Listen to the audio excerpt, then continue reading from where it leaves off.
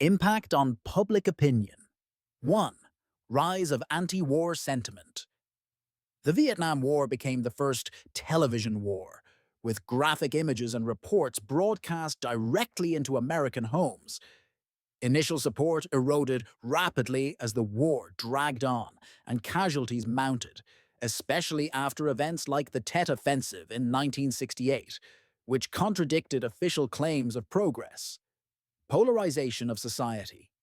The country split between hawks, who supported the war, and doves, who opposed it, deepening generational and ideological divides. Young people, especially college students, led massive anti-war demonstrations, symbolizing a broader countercultural movement. Distrust in government revelations, such as the Pentagon Papers, 1970 showed that U.S. leaders had misled the public about the war's progress and prospects. This fostered a pervasive skepticism toward government that would shape future political movements and attitudes, often referred to as the credibility gap. Impact on political discourse. Changing political rhetoric. Politicians became more cautious in advocating for military interventions abroad, wary of public backlash. The term Vietnam Syndrome emerged to describe the public and political reluctance to commit U.S. troops overseas. 2. Rise of the silent majority. President Richard Nixon appealed to Americans who felt alienated by loud anti-war protests, using the silent majority to mobilize conservative support and win elections, strengthening of executive power debates.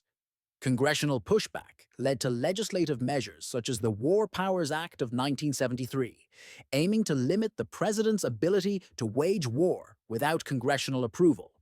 Impact on foreign policy. Shift to more cautious interventionism.